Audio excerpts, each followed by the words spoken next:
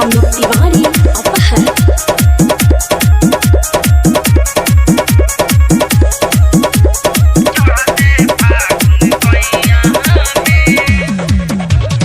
Utter काटर नाहर नदी खेलल लोहड़ी कैया में। आटर काटर नाहर नदी खेलल लोहड़ी कैया में।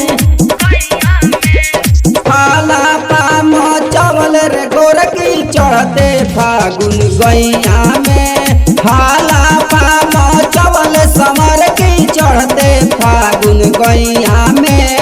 ओका बोका तीन तड़ोका खेललू लड़ी कैया में। हाला पाम चवल समर की चढ़ते फागुन गैया में। हाला पाम चवल मोटा की चढ़ते फागुन गैया में। डीजे अमृत तिवारी अपहर।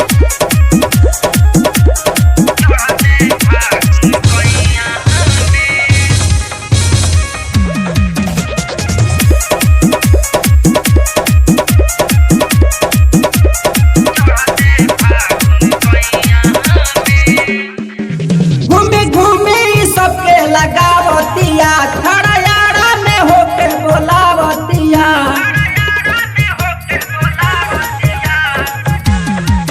घूमे घूमे सबके लगावतिया खड़यारा में होके बोलावतिया। देवारा के अपना बोलावे ले रोजैया में। फाला पाम चवल रे छोटिया चढ़ते फागुन गैया में। फाला पाम चवल रे छोटिया चढ़ते फागुन गैया में।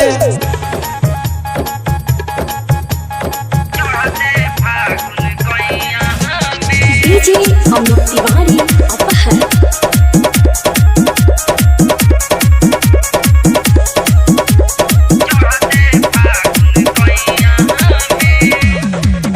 पता नहीं हर कहिया खिलाड़ हो जतिया पिचकारी हमार हो।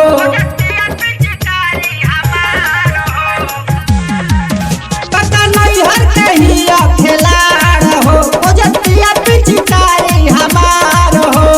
मजनू महावीर से लगावे ले मड़ैया में। फाला पाम चवल रे छोटिया चढ़ते फागुन गैया में। फाला पाम चवल पयलवा चढ़ते फागुन गैया में। रिकॉर्डिंग बाय सुरमला स्टूडियो कोन नगर।